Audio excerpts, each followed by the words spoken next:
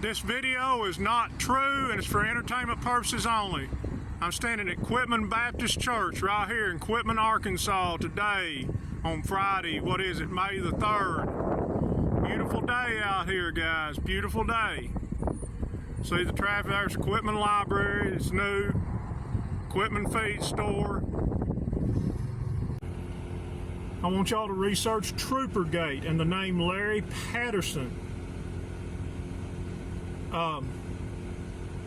He is associated with the Clintons.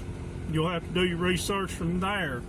At one time, I don't know if they took it out, but if you research Troppergate in Wikipedia, it mentions Quitman, Arkansas, and Larry Patterson at the end, and it tells a little bit about it. The story is about Larry, who the last time I talked to him, I was sitting right here at this church parking lot, and it was about my dad. So research this. Let me show you the old service station.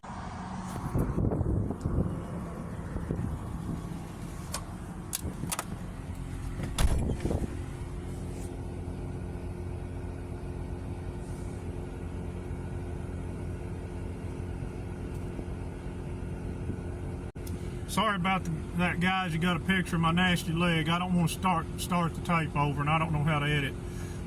That service station was Gent's service station. In 2002, I sat there and I remember talking to this old guy in overalls, but he was more than an old guy in overalls. He was the Clinton chauffeur driver.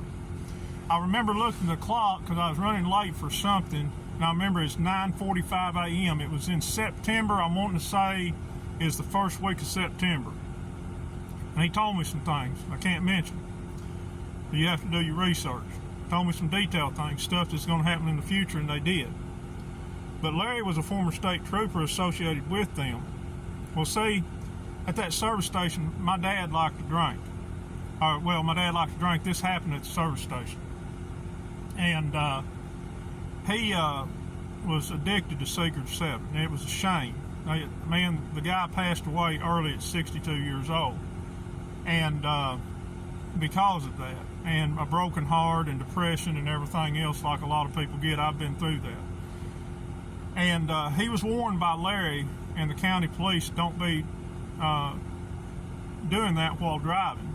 He'd run a few people off the road, and they wasn't doing their job. They liked my dad. He was very well liked around here, but they was doing a disservice to other people and him, because they had stopped it early, it might have stopped.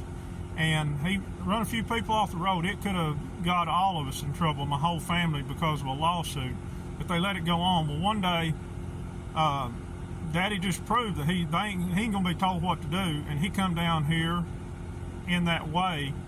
And at service station, Larry asked him, "Ed, don't get on the road." Well, he walked in, and he always carried these snips from the phone company. He was one of the first employees of Windstream and Verizon, who originated here in Quitman on Pryor Mountain. I've told you that before. It's originally Allied, then become Alltel. And he always carried these old snips. It was kind of funny.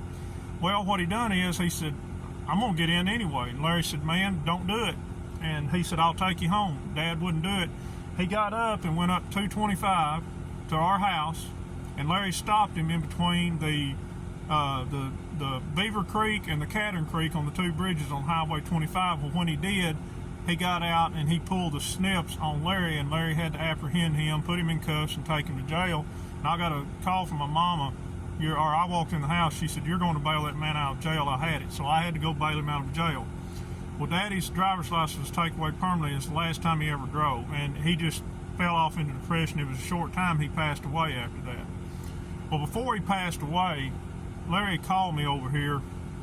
He waved me down. The blue lights come on. He waved me down. I thought, well, I wasn't speeding. What's Larry wanting? He was sitting here.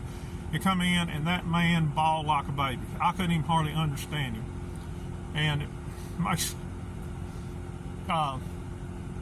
he was a good guy. He did some things he shouldn't. Larry passed away since cancer since then, and he got in trouble with one of the three-letter agencies. But he sat there and said, "I'm so sorry."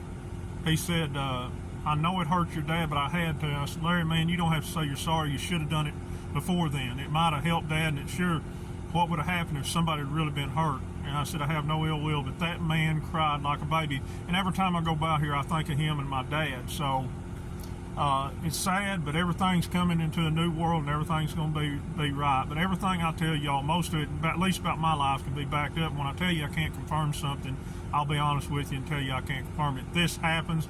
You can pinpoint the places I just talked to. If I didn't have the head injuries, I had a detailed, almost identical memory. I can remember the time when it happened and everything else, not quite the date. If I hadn't had all these other head injuries and health problems, I could tell you the time, the day, everything. But that actually happened, and you can, I don't know if troppergate is still mentioned in Wikipedia or equipment, but you can research that in Larry Patterson. And that's just, I just wanted to share that with you guys here, coming from the town of Equipment, Arkansas, and Cleveland County is going to be, I think, I'm pretty sure, an important piece of this puzzle coming up, what's fixing to happen in the future. God bless.